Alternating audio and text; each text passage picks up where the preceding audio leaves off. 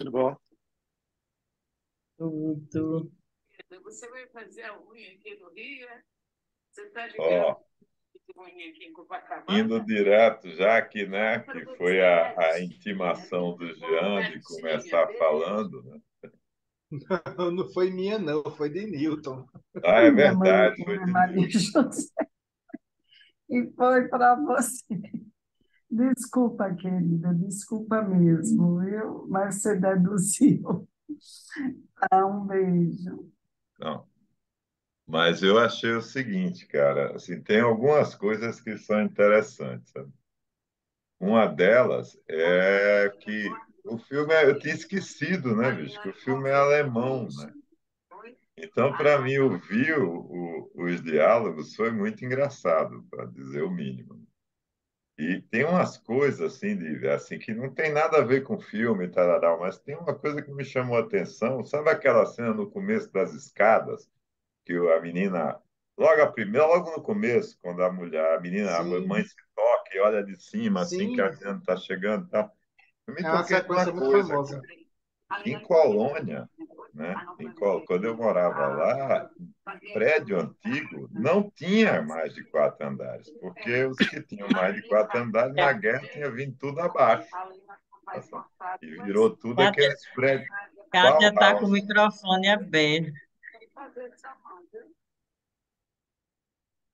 Deixa, pronto. Desculpa, vou. É. Mas tirando isso, cara, eu achei muito engraçado. Assim, eu não sei, o começo do filme, quando eu vi a primeira cena, a abertura, eu achei que ia ser um saco. De cara, assim, porque eu falei, puta, nem a câmera prende, os letreiros tremendo, umas coisas assim, eu falei, ah, não. Além de tudo, além de ser velho, preto e branco, ainda vai ser assim. Olha o etarismo com filme, viu? Você tem que ter consistência no seu Mas, discurso. é, e aí? Mas não é, Tari, entendeu? Assim, coisa assim, bicho, assim, É pode etarismo. ser Quando você infantil. fala que o filme é preto e branco velho, você está sendo etarista com o Não, filme. senhor. Não, senhor. É preto e branco e é velho, né? Aliás, de quando é esse filme, hein? Aliás, 31. etarista e racista. Preto e branco e velho. É É, etarista e racista. É de 31, eu acho. É porque isso que me pareceu também, que foi uma coisa que me chamou a atenção. Tinha muita gente pobre na rua. Então, eu estava achando que isso tinha sido na época da República de Weimar, né? Quando estava o caos, É um pouquinho naquele, antes. na- ou seja, já estava a confusão. Tinha muito mendigo, cara. Estava começando a confusão, né? Estava a efervescência da confusão estava se formando. Que Não, aí eu vou pegar só esse seu gancho. Não, termine, depois eu pego esse não, gancho porque é porque interessante. chama atenção, cara, o registro daquela coisa do povo, né? Do julgamento popular, da revolta. Todo mundo está querendo um inimigo, todo mundo está querendo pegar seja lá quem for, né? Assim, aquela transferência total. E assim, a ideia do assobio e do cego eu achei genial. Genial. Mas pode falar, João, era só para começar.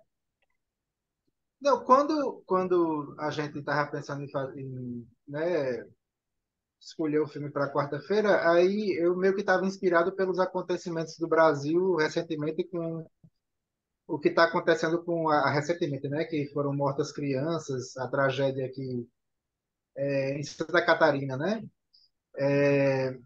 e que a gente começa a se perguntar, né, por que que as pessoas fazem isso, né, o que ocorre, né, e se começa toda uma discussão, às vezes muito superficial, sobre a natureza do criminoso, o que fazer com o criminoso, né, o que o Estado deve fazer, o que a sociedade deve fazer, e eu imediatamente me lembrei de O Vampiro de Düsseldorf, porque é um dos primeiros filmes da humanidade que abordam isso, né? É um dos primeiros filmes em que ele vai tentar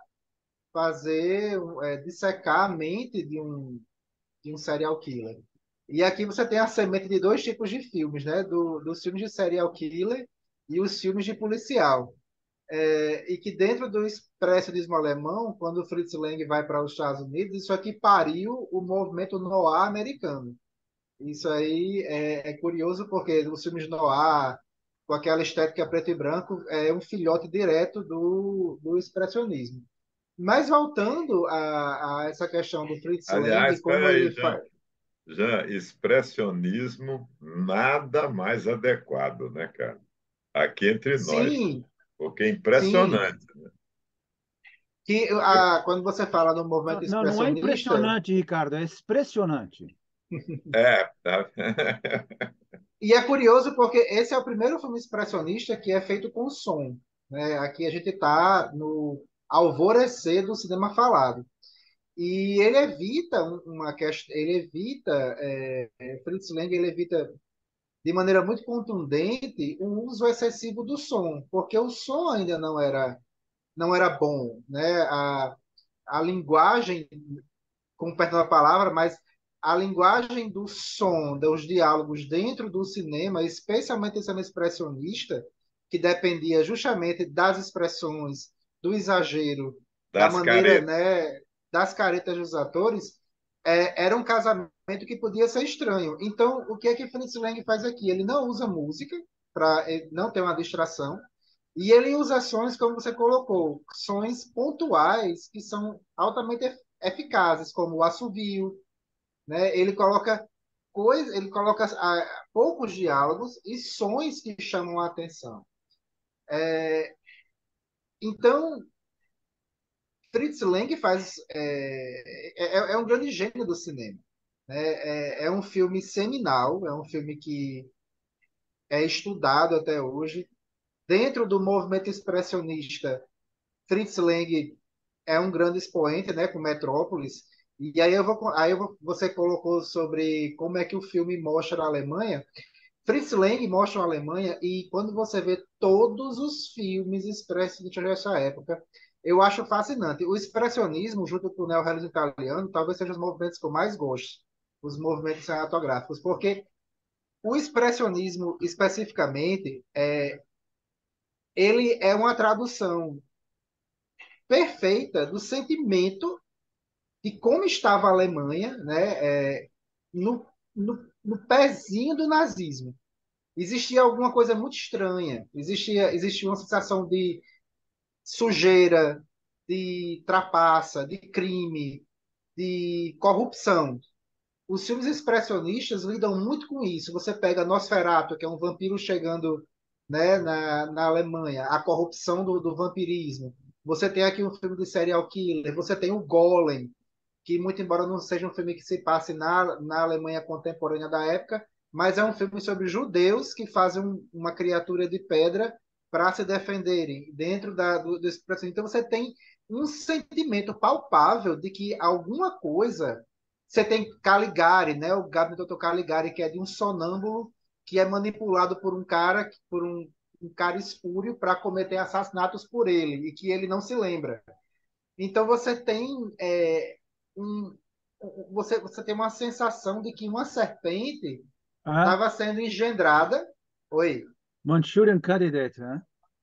isso. Você tem uma serpente engendrada e os artistas da época, especificamente do cinema, dessa arte recém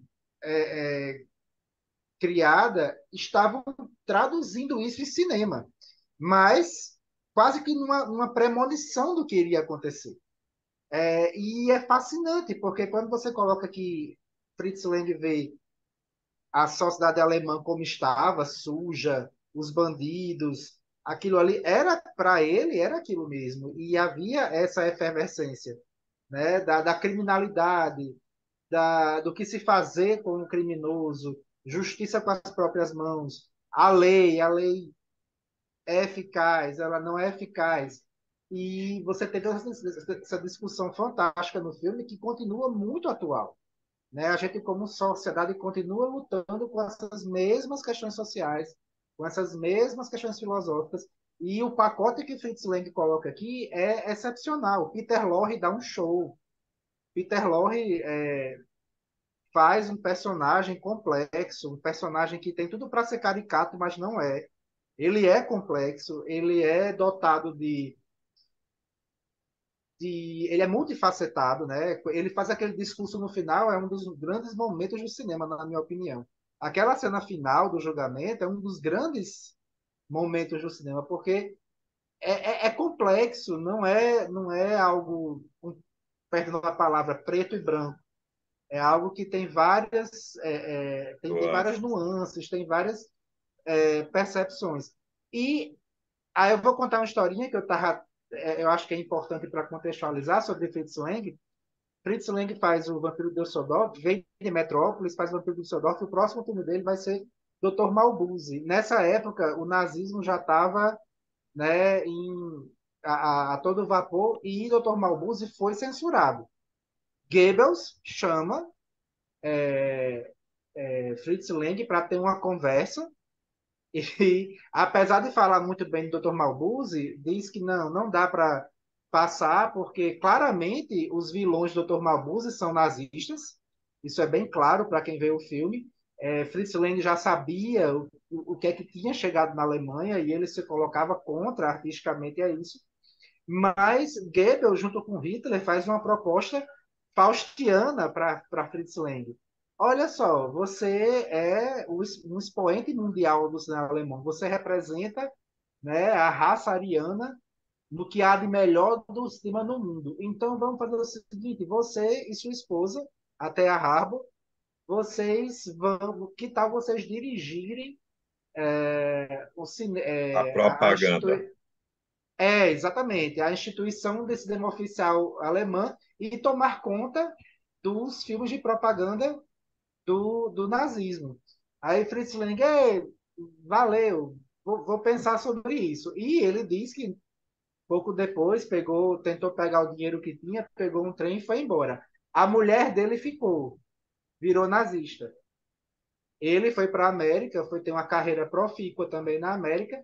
E, enfim, os artistas que estavam, que optaram por ficar na Alemanha, aderiram ao regime e fizeram um cinema que até hoje é malfadado, malquisto, que tem muitas qualidades técnicas, mas sempre com essa sombra do nazismo. E Fritz Lang foi para a América e foi se deparou lá com um filhote do expressionismo, que era o filme noir.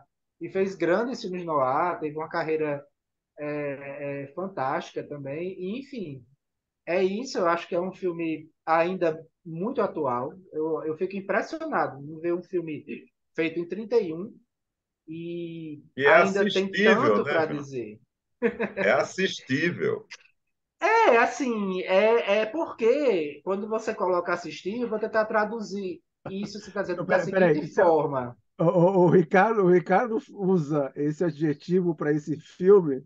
Eu fico meio arrepiado. Olha, se tivesse um É, monte de fãs de cinema aqui, olha, mas vamos nós íamos ter traduzir. todos os caras naquela última cena ali olhando para você, Ricardo. Entende? Mas eu vou dizer, mas o que eu acho que Ricardo, com perdão, né, tentar dizer o que, né, perdão, Ricardo, vou tentar ver o que é que você quer dizer. Eu acho que o seu sentimento é que é um filme que ele já tinha qualidades modernas. Que aquilo que você identifica hoje com edição, com iluminação, com a linguagem de cinema de hoje, não por acaso é uma cria, descendente direto do que um diretor como Fritz Lang fez. Lá era novo. A gente hoje está acostumado. Então, quando você coloca como é assistível, é porque essa linguagem que está sendo desenvolvida lá, ela tinha acabado de ser parida, ela tinha Jean, acabado de você quer nascer. ganhar um beijo por me deixar inteligente? Mas é isso, é um sentimento, assim, quando a gente vê um filme antigo que já tem códigos, né? Ele já tem Uhum. uma codificação mais moderna do que a gente está acostumado a ver. A gente, é um filme assistível. Mas o que a gente tem que lembrar é que esse código lá atrás tinha acabado de ser criado. E o que é feito hoje são descendentes, né? A genética dos filmes de hoje tem no DNA Fritz Lang também, porque Fritz Lang criou uma linguagem, o expressionismo alemão, Quando você vê filmes, por exemplo, que tem efeitos especiais, que tem muita maquiagem, filmes que usem o claro e o escuro como uma maneira de pontuar o bem e o mal, a gente está sempre lembrando do expressionismo. Está lembrando de Murnau, está lembrando de Fritz Lang. O DNA do cinema moderno, especialmente o cinema de horror, de fantasia, tem muito a dever para esse pessoal. Então, assim, eu fico muito feliz de rever. Assim, é um filme que, como o Newton colocou, já vi mais de 12 vezes, eu também já vi algumas vezes. Porque ele sempre tem algo novo a oferecer. O cara cego, eu tinha esquecido que o cara cego faz identificação. Eu acho isso. Demais, demais. A É, metáfora é muito interessante, né? Assim, é um filme cheio de metáforas visuais, de cenas que são. A cena do balão preso Nos cabos da nos eletricidade. cabos, né? É uma cena que foi repetida muitas vezes na história do cinema Sim, sim. depois. É muito, ela diz muito. A maneira como aquela primeira cena é construída, com todo o ritmo da mãe, dando falta da filha, intercalado com ele com a criança, as mortes das crianças que não aparecem, né? São sempre off-screen, mas isso dá muito mais peso, né? Às cenas, enfim. É um trabalho de um gênio. Eu queria pegar só rapidinho os dois ganchos do que o Gianfranco comentou aí sobre a técnica. Esse filme tem quase 100 anos e eu queria ressaltar duas cenas que são emblemáticas para um filme que foi feito assim. Você não pode imaginar como é que era o mundo há 100 anos, né? E principalmente toda essa história, esse histórico todo que o Gianfranco descreveu agora. Tem uma cena onde eles estão discutindo como é que eles vão perseguir, que é as autoridades e a máfia, os bandidos e tal. E aquilo ali é entrecortado de uma forma magistral, entende? Você vê que ele filmou o olhar clínico do Fritz Lang, que depois, com o filme no ar, vai se desenvolver mais ainda tudo. Ele montou e decupou as cenas de uma forma que, olha, vocês vão se portar assim. É meio até teatralizado, mas propositalmente, entende? Você começa a ver a cena.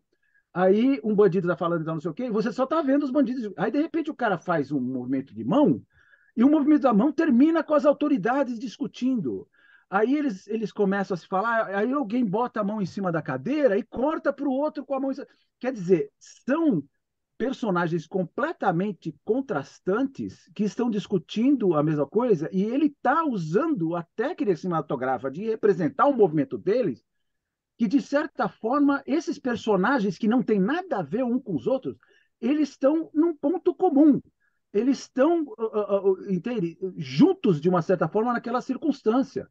E termina com a cena de eles, o que, que nós vamos fazer, o que nós vamos fazer, e alguns começam a andar em volta da mesa, e na outra cena, eles estão andando em volta da mesa também. Essa cena é fabulosa. Outra cena que até o Gianfranco comentou que tem coisas que são copiadas e emuladas até hoje no cinema. Tem uma cena, esse filme é muito parado. As cenas são cortadas assim, pá, pá, plano contra campo, essa cena e tal, não sei o quê. Mas tem uma ou duas cenas, e essa principalmente, que a câmera vem vindo de fora e tá, ou parece que é o comissário que está fazendo a investigação. A câmera vem vindo de fora e vem vindo e vem vindo. E eu estava olhando assim, eu falei, não, ele não vai fazer isso em 1931. Ele não vai fazer isso em 1931. E ele vai, e ele entra dentro da janela, e entra dentro do negócio, e eu falo, puta! Sabe, o Spielberg faz isso, o Spielberg está sempre fazendo isso. Tem um monte de filmes que fazem isso. Agora, você percebe, no olho clínico, você percebe que ele está indo, aí alguém abre a janela e a câmera passa e tal. Mas é tão bem feito. Mas é em 31. Imagina o tamanho das câmeras em 31. Não, não, não. Bom, peraí, não vamos imaginar. Não vamos imaginar. Eu estou na frente aqui de uma tela de 20 polegadas, tá? As câmeras de agora, quer dizer, não conta celulares e tal, não sei o quê, você pode ter uma câmera fotográfica e segurar numa mão e tal, não sei o quê. Quando eu e o Ari estávamos na escola, na ECA, fazendo cinema, a gente tinha uma câmera que você precisava segurar no ombro, não era muito pesada, mas era uma câmera grande, e você tinha que botar o rolo de filme atrás, o celuloide e tal, não sei o quê. Essa câmera que eu já está comentando, você não podia carregar sozinha. Você precisava de duas pessoas para carregar uma câmera, né? Porque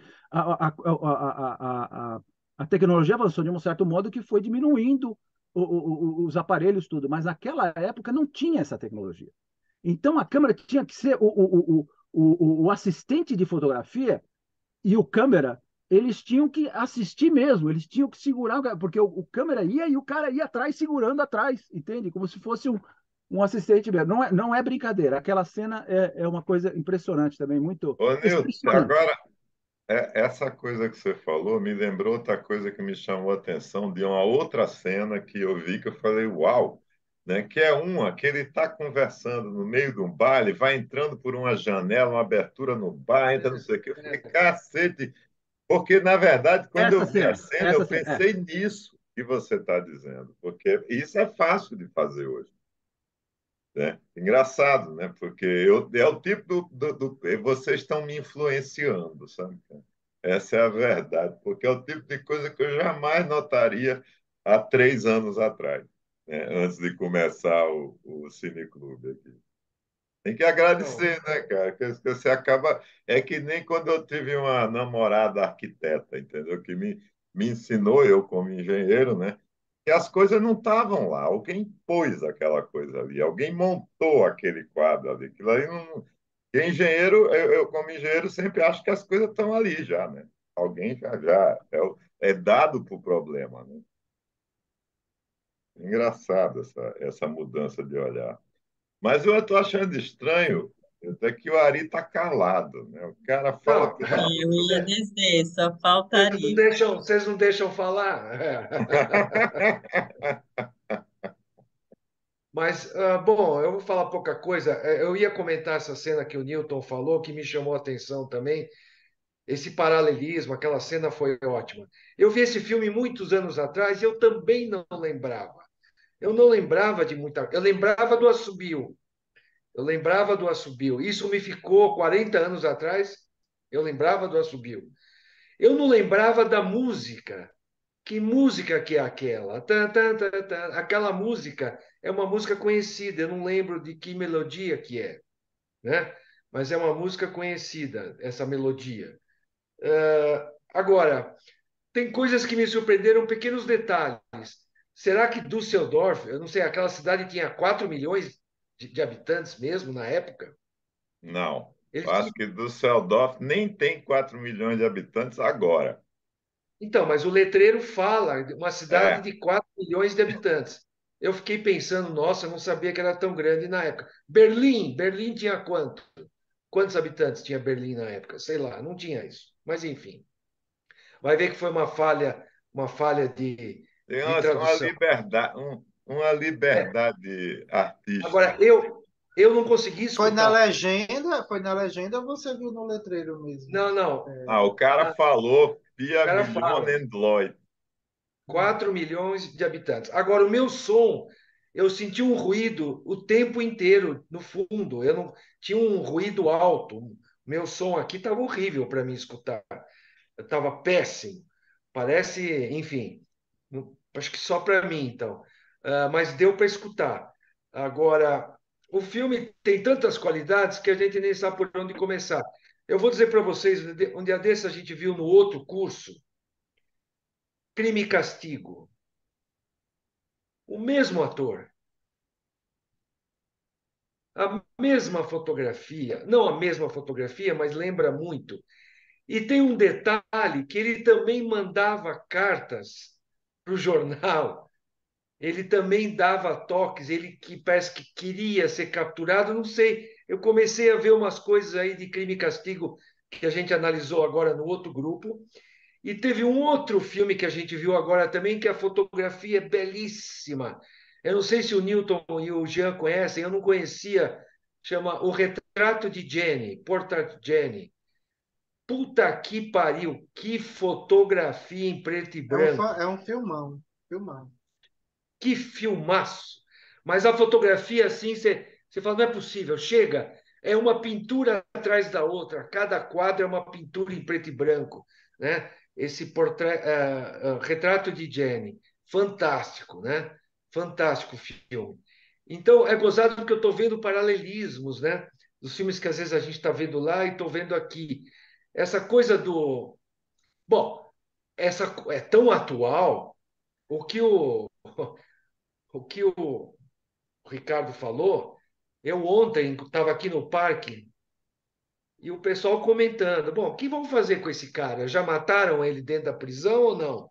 O cara das crianças, né? Quer dizer, isso está acontecendo agora, né? Tipo essa discussão: já mataram o cara dentro da prisão ou não? É a conversa que a gente pegou aqui, né? Dessa situação agora, né? Agora, teve uma coisa que eu jamais lembraria também, tem tanta coisa. Era um personagem dessa cena final também que o Newton falou, que é fabulosa. O cara que é o mendigo, que é o defensor, o cara vira um filósofo do meio jurídico, né? O cara apresenta uma argumentação que você fala, é a argumentação que as pessoas apresentam até hoje. Não pode matar esse cara, tem que levar para o manicômio. É, que na tradução ficou até irresponsável, mas seria inimputável. Imputável, irresponsável. Inimputável. Isso é até Inimputável. agora. Esse cara que pegou as meninas agora, as crianças, também vão dizer que ele é louco. Ele vai parar no manicômio, se os presos não matarem ele. Porque até os presos hoje em dia têm um código que eles não aceitam alguém que mata a criança. Quer dizer, aí Não é é que nem tá. hoje em dia, ele já é antigo esse código, viu?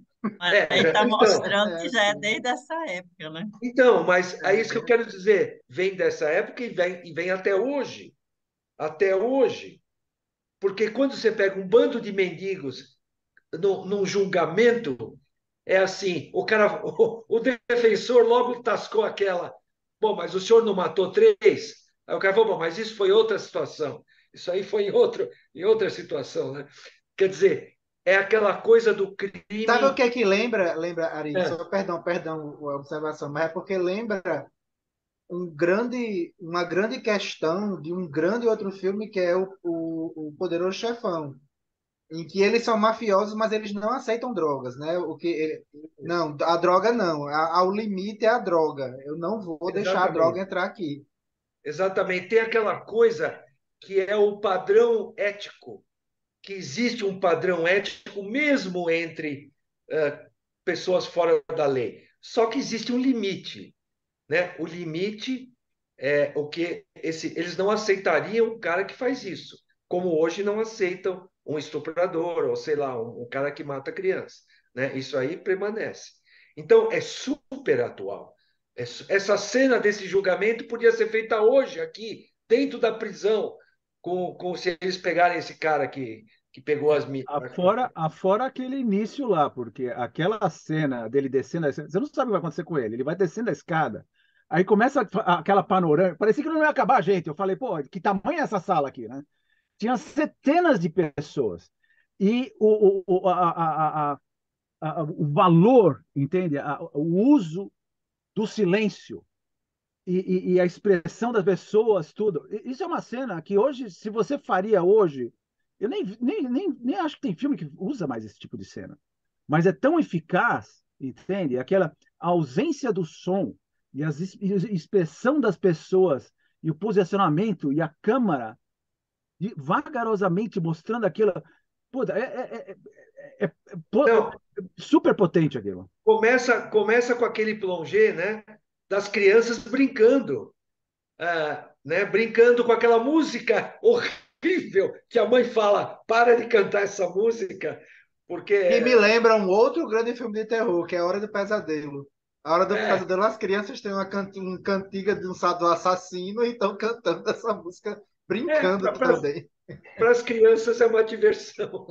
Elas estão brincando, você está fora, agora o outro. Né? Então, essa coisa desse contraste entre o mundo infantil, isso é muito interessante. A inocência versus a perversão. Picadinho pelo Machado, né? Era O uma coisa quê? terrível mesmo, né? A música. Era É, morto, era picadinho no Machado. você vai virar picadinho. Então, é uma Picadinho de música. carne. E quando você pega a mãe, você já saca que aquela mãe, putz, a filha não vai voltar. Aquela filha já foi. Mas tudo bem, a gente acompanha a cena ela olha o relógio, ele já vai criando o suspense logo no início. E o legal é que termina com essa mãe, né? Assim, o filme termina com ela também. É, Numa não solução. Eu gosto muito que o filme termina numa não solução. pois é, a Não gente há não. solução para isso. É exatamente isso que eu ia falar, exatamente. Se ele ficar preso na prisão, se é perpétua, se é manicômio, se é não sei o quê, não interessa. As crianças não vão voltar. As crianças não vão voltar. E isso é atual, isso é hoje. Agora, é o que o cara fala ali, né? Você tem filhos? Se acontecesse isso com teu filho, o que você faria? Você queria botar fogo no cara imediatamente, no mínimo, né?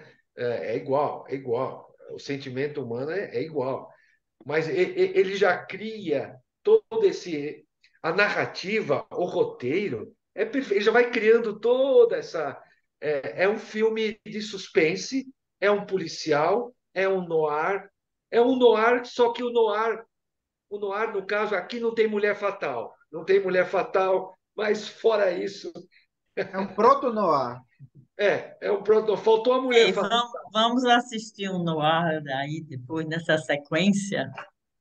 Bem Eu só legal. queria pontuar, só fazer uma outra observação, é que eu trabalho na justiça, né? Eu trabalho na vara criminal, então isso aqui é o meu ganha-pão, basicamente.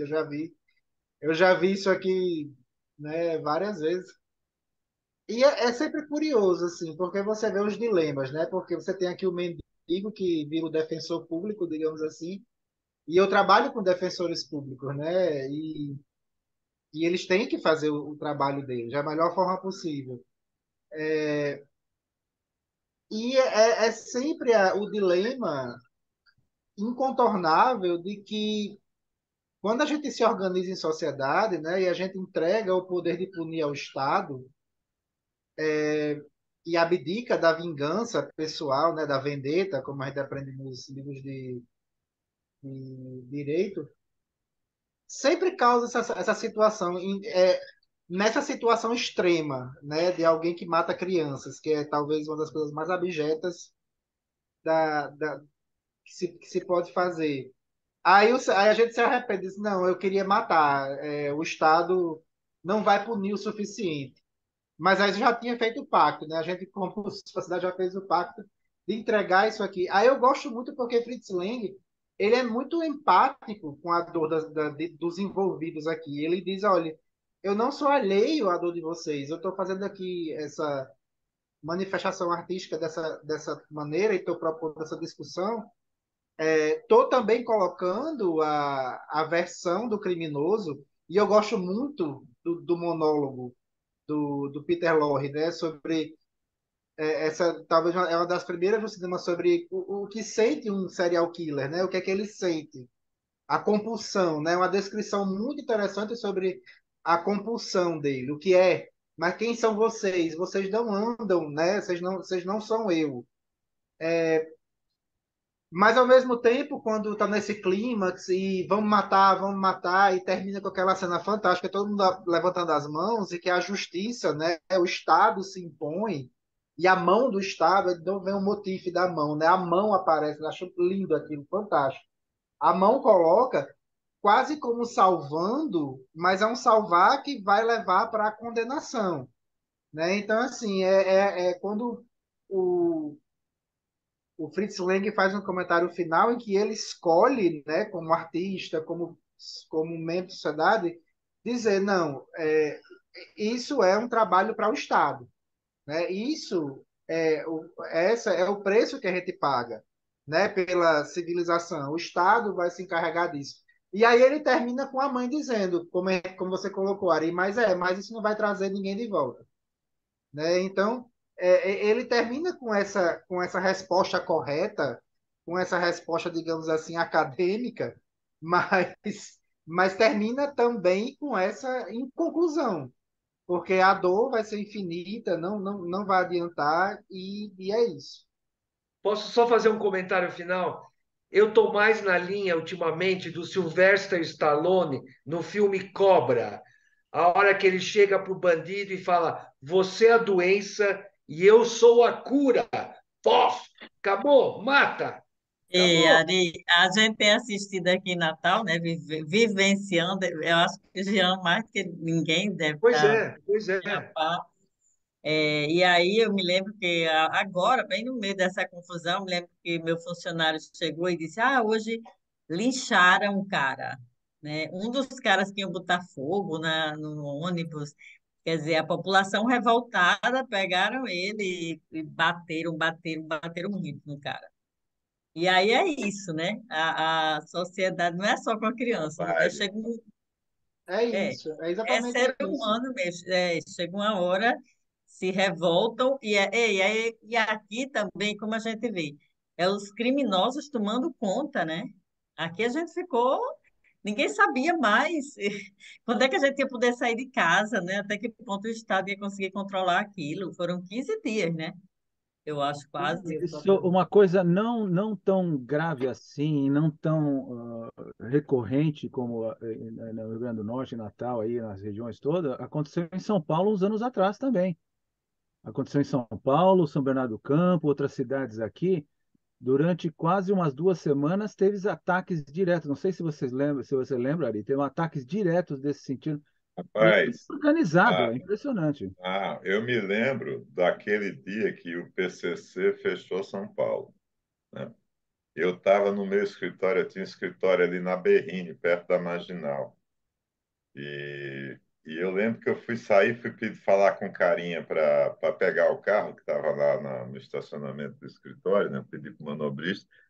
Aí o cara olhou para mim e falou assim: Seu Ricardo, acho que o melhor o senhor não sair de carro, não. Aquela Kombi ali, mostrou o outro lado do prédio, tinha uma rua paralela que dava acesso à Marginal. Aí ele falou: aquela Kombi ali está parada há 25 minutos querendo entrar na Marginal. E o escritório era relativamente perto de uma delegacia de polícia grande que tem ali na Berrini, né? E eu Eu lembro já que... tive naquela delegacia. Ah, Eu tive naquela delegacia num dia que eu nunca vou esquecer, que eu tive meus talão de cheque. Eu tava assim, o talão de cheque foi faz clonado. tempo, hein, Ari? Faz tempo, hein? Não, o talão de cheque. Eu cheguei no Bradesco, eu falei: olha, passaram 2 cheques, eu estou com o talão inteirinho aqui. As 20 folhas. Como é que vocês me pagaram esses 2 cheques se as 20 folhas desse talão estão aqui? Ah, bom, a gente não quer saber. Vai lá fazer um BO. Primeiro você faz BO, depois você volta para cá. Eu fui na delegacia, eu nunca vou esquecer esse dia, porque eu cheguei na delegacia. Tinha uma figura dando entrevista na televisão na época. Eu não vou dizer, putz, bom, é a figura que hoje está no poder, e eu já estava meio assim, nervoso. Aí eu estou sentado, aí o cara ouviu, Jean, o cara fala assim, a máquina de escrever, eles não tinham computador porque não podiam aceitar corrupção. Nem que você quisesse doar um computador, eles não podiam aceitar. Então eu ficava escutando tec, tec, tec, tec. Eles estavam fazendo um flagrante. Então a minha denúncia para fazer o BO ia demorar, porque tinha um flagrante. O que aconteceu? Estou sentado ali, revoltado, a figura na televisão, falando merda, e aí me senta um cara do meu lado, pô, acabei de ser roubado de moto, aqui na Berrini. Passou um cara e me roubou. E ele está fazendo isso o tempo inteiro. Ele vai na Berrini num sentido, volta no outro, vai no sentido. Eu falei: o que você está fazendo aqui? Eu vim fazer um BO, porque eu fui roubado aqui. Aí eu fui falar com o atendente, o atendente, o cara da delegacia vira para mim e fala: aonde o senhor parou o carro do senhor? Eu falei: eu parei aqui na esquina da delegacia. Ele falou: eu acho melhor o senhor pôr o carro aqui dentro do pátio, porque aqui na esquina eu já não garanto. Na nossa esquina, põe dentro do pátio da delegacia. Olha como é que estava a coisa. Aí eu sento de novo, daqui a pouco chega mais uma figura, senta do meu lado esquerdo. O que está acontecendo com você? Acabei de ser roubado por um motoqueiro. Aí um fala com o outro do lado do meu direito, eles conversam, é o mesmo motoqueiro que, enquanto o BO, o flagrante, estava sendo feito, tinha um motoqueiro se divertindo, assaltando todo mundo em frente à delegacia, na Berrini. Então, para mim, isso aí foi o dia que eu falei: bom, está tudo dominado, está tudo dominado, e de lá para cá, Só esse está piorou. tudo dominado É, continua, e hoje está tudo dominado mesmo. Eu quero só voltar um pouquinho ao comentário do Ricardo, que me Newton, lembrou. só um minuto. Depois a gente abriu o pessoal falar, porque a gente Sim, está aqui falando A e gente está falando eu, pelos eu, eu tem eu os quero portugueses. chamar três o heróis da Alexandre. resistência. Eu quero chamar o Alexandre porque ele está se coçando aí o tempo todo. Eu É, não sei tá como ele certo. está conseguindo. Eu só quero fazer um comentário rapidinho é, sobre o que o Ricardo falou, esse negócio de você sair de carro e estar com o carro parado e tal, não sei o quê. Eu não esqueço uma máxima, essa é uma máxima, que alguém me contou, porque não sei se. Quem não conhece São Paulo não vai entender muito o que eu vou falar, mas é o seguinte: o problema de trânsito em São Paulo é tal que é tão ruim. E esse meu amigo virou para mim e falou que, olha, existe a possibilidade de um dia você pegar o carro na sua garagem e sair da garagem e parar na calçada e não conseguir entrar na rua porque o trânsito está tomado completamente na frente do teu prédio, da tua quadra, e você não consegue sair de casa. Ah, Alexandre, Parei de me coçar. Ah, não, eu não sei se eu tenho muito mais do que acrescentar aqui. Eu vi o filme ontem, quer dizer, eu conheci o Fritz Lang, mas eu conheci o filme também, quer dizer, de ouvir falar, mas eu vi ontem pela primeira vez e eu encontrei também um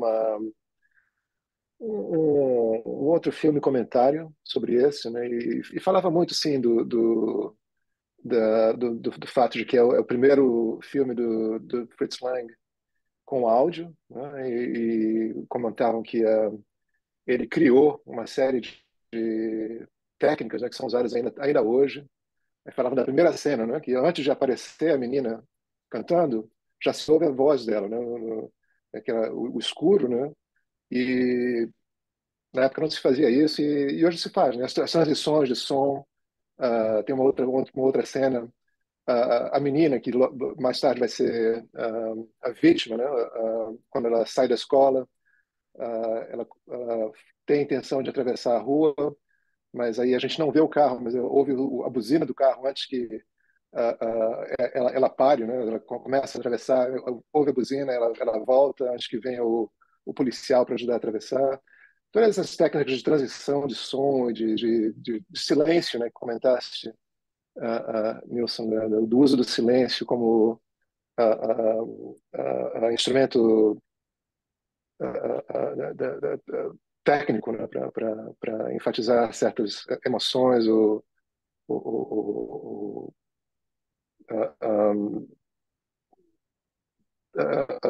enfatizar um certo clima na, nas cenas. E sim, o expressionismo, né, que aparece sempre, as sombras e os balões, a bola que aparece sem a menina que estava brincando com a bola. Então, tudo muito bem pensado, não? Tecnicamente muito bem pensado. Os temas mais éticos e morais é outra história, né? Eu acho ótimo que, como já comenta, não tem solução, mas abre uma porção de diálogo, de controvérsia, né? E eu, eu ando lendo sobre livre-arbítrio, né? Especificamente, no caso aqui, é a questão de livre-arbítrio de uma pessoa, né? Que tem essa tendência serial killer, mas me fez pensar outras discussões, né? Que a gente fala, por exemplo, que essa história de livre-arbítrio é uma ilusão, né? Ninguém tem livre-arbítrio, isso é só uma ilusão que a gente tem. E aí citam casos, por exemplo, tem um caso de um senhor que eu já ouvia em algumas vezes, né, falando algumas vezes que em princípio era uma pessoa normal e depois começou a apresentar uns comportamentos meio pedófilos, né? Ele começava a perseguir menina na rua e aí ia ser preso, mas aí descobriram que ele tinha um tumor no cérebro e aí retiraram o tumor cirurgicamente, né? E aí o cara, pum, voltou a ficar normal, já não perseguia mais ninguém, já não falava bobagem. Aí um ano mais tarde voltou. E aí foram ver, o tumor tinha crescido de novo. Então, questionando um pouco, né, essa noção de livre-arbítrio, de onde vêm as nossas intenções e o comportamento. Mas, enfim, é meio tangencial Você não ao vai tema, mas falar da só língua para. do Dalai Lama, não, né? Ah, pois é, essa é outra história. Alexandre, eu acho que você toca numa questão curiosa, porque é de onde vem o mal, né? De onde vem esse desejo e como é que isso se Aham, traduz em crime, como é que isso pode ser objetivamente estudado por ciências criminais, sim, biológicas. Porque é muito sim. curioso, porque isso gerou discussões acadêmicas no direito lombroso. Lombroso, Ah, o que é Lombroso, eu a ia falar teoria disso. a teoria lombrosiana sobre o Peter Lorre, por exemplo. O Peter Lorre é muito curioso, porque claramente Fritz Lang escolheu Peter Lorre pela compleição física dele, para fazer aqui o Aham, papel, os olhos atarracados, né? Essa aham, figura aham. baixinha. Então, assim, há um quê de Lombrosiano, ele é meio Lombrosiano na escolha do personagem, para criar também essa discussão. O que é que faz, quais são os ingredientes de um criminoso, né? O que é que faz É, esse relógio fazer esse tic-tac? O que é diferente? Eu acho que é um filme muito legal nessa sim, pergunta, porque não tem uma resposta, mas a pergunta é sim. muito pertinente. Pois é, não, e interessante, né? Quer dizer, o mal tem uma aparência? Quer dizer, a gente sabe que uma pessoa é má só pela aparência que ela tem? Eu acho que não. Mas é um pouco o que Mas ele tem umas sugere, né? pesquisas do Lombroso, cara. Tem umas pesquisas do Lombroso que são impressionantes. Impressionante. A aplicação prática do negócio, com reconhecimento de perfis, triagem de perfis. Tem umas histórias, o Jean deve saber disso muito bem. Tem umas histórias que impressionam, cara. De baixar de 500 suspeitos para 3. E um dos 3 era o culpado, né? Então, assim, você vê essas coisas e tem aquele. Porque eu acho que é meio o mito de Dorian Gray, sabe? A gente acredita que a gente é o retrato, né? Que vai aparecendo as marcas da maldade e dos vícios ao longo dos tempos. É uma discussão complexa e é por isso que quando as pessoas me perguntam, né, assim, como aplicador, manipulador do direito, né, perguntam, mas você não acha que a pena foi baixa para o crime? Ou você não acha que saiu barato? O que é que... Aí é aquela situação, né? A gente entrega, né, esse poder de punir para o Estado, de novo aquela caixa do pacto social. Mas se fosse com você, aquela pergunta do filme, se fosse um filho seu, meu amigo, se fosse um filho meu, eu mesmo ia na delegacia, eu pedia para falar com o criminoso, uma caneta escondida e furava o pescoço dele e matava, e me entregava muito feliz, pode me levar para. Mas aí é essa questão, né? A vingança pessoal, ela não se confunde com a vingança estatal, né? E assim, e essa dicotomia, né, para o direito, para a sociedade, ela sempre vai existir, porque a punição, o ius puniendi, como a gente fala, a punição estatal, ela nunca vai ser suficiente para a vítima. A vítima sempre vai se sentir injustiçada, né? E às vezes não há reparação. Qual é a reparação que você tem para uma pessoa que matou o seu filho? Para você, qual vai ser a sua reparação? É impossível reparar. Então, assim, o direito, o criminal, né, a criminalística, ela é muito espinhosa, por isso, mas aí a gente entra por uma outra questão. Aí, qual é a defesa que essa pessoa merece? Essa pessoa merece uma defesa? A gente, até onde ela é uma pessoa, né? A gente demoniza o criminoso, mas ele é uma pessoa? Ele merece uma defesa justa aos olhos do Estado? Até o mendigo diz que sim, né? O mendigo defensor público. Ele merece uma defesa. E a gente cria essas idiosincrasias, né, jurídicas e a gente fica, pô, mas esse é o pacto social. Precisa. Aí vem aquela questão, Ari, eu só concordaria, Ari, no olho por olho, dentro por dentro, e sair metralhando todo mundo, se a gente vivesse no mundo perfeito. Né? Se o mundo fosse perfeito, se o mundo fosse extremamente preto e branco, se não houvesse nenhum tipo de interferência malévola, humana, e que a gente soubesse, não, essa pessoa fez, o crime é esse, e é isso aqui, se não houvesse nenhuma outra interferência, eu seria favorável à pena de morte. Mas como não é, como o mundo é extremamente imperfeito, como as ciências humanas são extremamente suscetíveis à corrupção, a pré-julgamentos, a coisas externas, à justiça, e daí vem o cego que reconhece, né, o cara que é muito legal. Então, é por isso que eu sou contra, porque, infelizmente, é passível de erro. Quando o Estado se coloca na posição de matar, ele pode errar também. E quando o Estado mata um cara errado, vai acontecer o quê? Então, Como é que vai ser? Jean, se você um dia matar alguém com uma caneta no pescoço, eu vou te defender dizendo assim, mas ele copiou essa cena de um De filme. John Wick. Mas eu já falava isso antes de John Wick, inclusive quando eu vi o filme eu Você comecei a pode. rir. Não, mas tem a Jean, cena do Vaticano, ele, exatamente, do poderoso chefão, do ódio. também, é verdade, é verdade. Eu aí queria, você, o Jean não teve culpa, ele é um amante do cinema. Pois é. Então é isso, assim, essa eu não discussão, consigo me conter! Eu não consigo me conter! Mas, como até na época essas discussões sobre o castigo, né, o crime e o castigo, inclusive era uma das coisas que mais me fascinavam no curso de direito. Eu gostava muito no curso de direito da parte filosófica. Eu gostava muito da parte da sociologia, da filosofia, porque são questões que valem muito a pena a gente se perguntar, quando a gente se pergunta e reflete sobre elas, e quando as artes se debruçam sobre elas, elas deixam muito claro como o ser humano é complexo, como a gente é complicado mesmo, né? Assim, como tem questões no ser humano que são Inescrutáveis. exatamente, você nunca vai ter uma solução. Sim. Nem eu acho, e é por isso que eu acho que nesse filme a solução, não solução que ele dá, é fantástica, assim.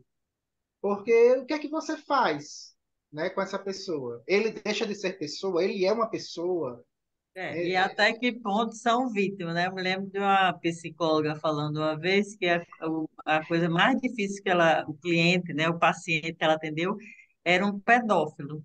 E era um pedófilo que é uma coisa assim horrível, né? Ela ficava escutando ele falar, que ela disse que era uma coisa assim, mas ele tinha sofrido a pedofilia, né? Ele era e ela disse que isso é muito comum. O pedófilo foi, né? Usado. Pedofilizado. Exatamente. E Eu é uma queria. coisa. Então, assim, até que ponto ele é vítima, ele é, né? Você avaliar também até que ponto ele foi vítima desse processo, ele está ali, né, cuspindo o que ele recebeu, sei lá, é terrível, né? isso, Essa medida, e de novo eu Ah, volto aqui no filme para o monólogo dele. É fantástico, porque é um interesse muito diferenciado da visão de um artista como Fritz Lang, de uma outra coisa, de uma ciência, da psicologia, da psiquiatria, né? É o artista tentando perscrutar em outra ciência algo para construir o manifesto, a manifestação artística dele, mas de uma maneira muito interessante, muito. É como Hitchcock quando faz em Psicose, na cena final, em que ele vai dar uma explicação psiquiátrica para o criminoso dele. Então, até Pacto as sinistro. artes, Pacto isso, Pacto sinistro. Sinistro. tá Então, eu acho faltando. legal porque as artes também se preocupam com esse aspecto do humano. Né? As artes também se preocuparam muito e Jean, continuam Tá se faltando, preocupando com o tá crime. faltando Márcia. Márcia é psiquiatra, né? Pois é. ela acho que ela fugiu desse filme, Acho que ela propositalmente. fugiu. Eu mas queria. Jean, eu só queria falar, em termos filosóficos, mentais, tudo bem, eu entendo a defesa do Estado, mas que vê o Stallone falando essa frase, você é a doença, eu É sou a cura, reconfortante, né? é uma Ele se... catarse, eu adoro. Com certeza, com Ô, certeza. Ari, se você morasse em Natal, votasse em Natal, você teria sido um eleitor de lagartixa. Eu não conheço lagartixa, mas pelo Não, nome. mas é um Se eu lhe matador. disser, Sabe? Ricardo, É, em off, Lagartixa é meu cliente também, tem um processo na minha. Não, imagina, né? Imagina, deve ter um monte, né? Bastante. eu queria, Gente, Kátia, tem Kátia e Nis. Kátia e Nis querem dizer alguma coisa? Estão com as câmerazinhas apagadas. É. Oi, É, Kátia. tudo bem, boa noite. Não restou muito a dizer, vocês se esgotaram de forma assim brilhante. Quero apenas parabenizar a escolha. Eu achei que a escolha do filme para esse momento, você fez a vinculação com a barbárie que aconteceu com as crianças, não é? Recentemente, foi uma bela escolha e resultou nessa discussão profunda. Até o Lombroso foi resgatado. E só mostra, no meu olhar, assim, como nós, seres humanos, ainda continuamos carregando tanta violência dentro da gente. Desde dos primórdios dos tempos, não é? Essa violência e essa evolução que tanto se aguarda que a humanidade atinja, cada dia é mais difícil. Quando a gente pensa que vai galgando um degrauzinho, aí tem um escorrego, né? E esse tema da violência que é inerente ao ser humano, tá sempre, não são todos, mas a gente, desde que o tempo é tempo, tem esses distúrbios, não é? Que levam a cometer essas barbáries. Então, mostra também que, por mais que a gente se exercite, a gente não consegue. E pega-se um filme com quase 100 anos e é tão atual quanto foi na época. Era só isso que eu queria. Mas vocês já esgotaram tudo. De modo algum, foi fantástico o comentário. Chega, me arrepiei.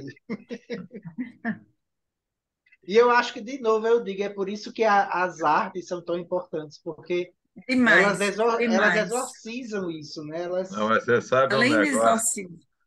um negócio que vocês comentando e o comentário do Jean fazendo o traçado com crime e castigo, né? Porque crime e castigo é mais antigo, né? Crime e castigo é de 1800 e, sei lá, 1850, por aí, que é de Dostoiévski, o Não, livro, mas né? o filme, Não, não, não, mas o ponto que eu queria colocar Ari, é que, no fundo, é que nem se a gente for para trás, a gente vai ver por que que as tragédias gregas são tão atuais, né? Por que que Atualíssimos. por que que Shakespeare continua sendo uma leitura atual? Porque o ser humano não muda, cara. Os É, assim, arquétipos são os mesmos. as questões são as mesmas, os problemas são os mesmos, de vez em quando. Essa história da dualidade, principalmente nos últimos tempos, né? Não sei se vocês assistiram um seriado que chamava Babylon 5, antigo, de ficção científica e Gostava tal. muito. Pois é. Mas lá, cara, lá tem exatamente essa questão colocada, né? Que é a luta dos anjos e dos demônios, entre aspas, né? Para dominar a humanidade e tal. Só que não existe um julgamento de valor. Os dois lados são ruins, né? Na verdade, na discussão, né? E é muito. Eu gostei muito. Eu acabei revendo agora que eu descobri ele num streaming desse, acabei revendo todinho, né? E, cara, é muito, muito legal. É muito legal. Agora, só como uma chama? coisa. ok. Né? Ricardo, você falou de Babylon 5, é isso? É, Babylon Você 5, assistiu Battlestar Galactica? lógico. Né? Tá bom. Lógico. Aliás, Battlestar Galactica, para mim, tem uma coisa que é fantástica: uma nave espacial que voa à velocidade da luz e usa telefone para se comunicar internamente. É muito. Aquele filme é muito legal. Aquela série é muito legal. Foi outra que eu também assisti toda. Mas o que eu queria comentar, uma coisa aí que falaram dos olhos do cara, né, de Lombroso, dessa história de como é que os caras, aqueles olhos arregalados. E eu me lembrei de uma coisa, cara. Eu estou assistindo uma série que chama Barry, da HBO, né? Que é a história de Começar um assassino. a quarta temporada agora. Cara, é Terceiro muito episódio. bom. É. Eu não conhecia. Mas os olhos do cara, velho, esbugalhado. Falei, pô, será que também é outro que fez esse O negócio? Bill Hader já confessou que ele se inspira no expressionismo para fazer o papel dele nesse seriado. Não, é muito bom. Esse seriado é muito bom. Mas eu me lembrei Ricardo, dos olhos. pois é, Peter Lorre, quando foi para a América, também teve uma carreira profícua na América. Ele fez muitos vilões. Talvez o mais famoso, o de O Falcão Maltês, que é fantástico.